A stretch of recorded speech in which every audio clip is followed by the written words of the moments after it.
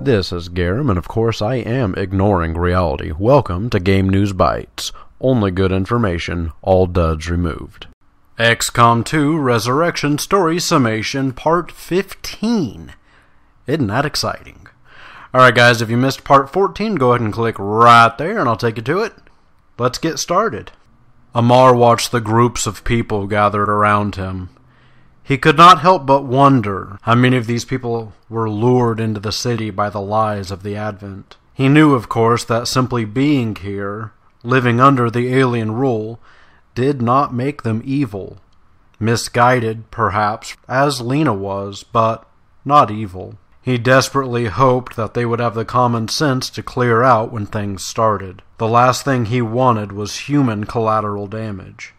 He could see some of Volodi's men moving around. "Be ready, it's starting," Amar said. A muffled explosion rang out in the distance. Volodi's team leader, Abraham, had begun the diversion attack on a gene therapy lab. The masses screamed in a panic, and a swarm of Advent soldiers ran towards the blast. Amar reached down and opened his duffel bag, filled with their weapons. Full armor was a luxury they could not afford on this op. Amar looked at the team's heavy and nodded. The soldier settled his rocket launcher onto his shoulder and fired. The shot found its target perfectly. The doors of the processing center blew in, and the team sprinted across the street. Although humans worked for the Advent, their intelligence stated that they were never employed in the processing centers. Amar prayed that was true. He took a deep breath and charged the debris that was once a doorway. Advent soldiers littered the room, most of which had begun to regain their footing. Amar's eyes fell on one clad in red, wearing a shoulder cape. "Go," he said to the team's ranger. She unsheathed her sword and began moving towards him.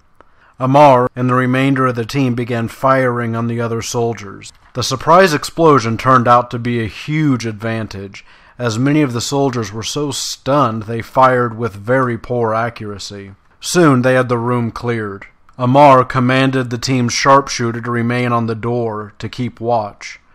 The rest began searching down each corridor on their hunt for Lily. Most of the holding rooms were empty, and the ones that were not, Amar released the prisoner inside.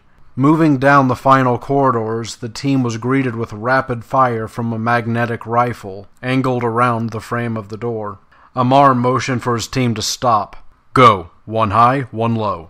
One soldier began shooting head high, and the team's ranger dropped to the ground and scrambled down the hallway. When the shooting stopped, the Advent moved out of cover to return fire, and the ranger sliced his arm off in one clean stroke. The second Advent raised his gun to her, but was immediately riddled with bullets. "Clear," the ranger called out. She stood and began to move into the room, but abruptly stopped. She jerked back, raising her weapon, but stood strangely still. "Nishimura," Amar called out. She turned to him. Her eyes were blank, dead-looking, but faintly phosphorescent. She raised her sword up high and charged. Alright guys, that's going to do it for this one. If you'd like to jump to Part 16, go ahead and click right there and it'll take you to it. Thanks for watching, guys.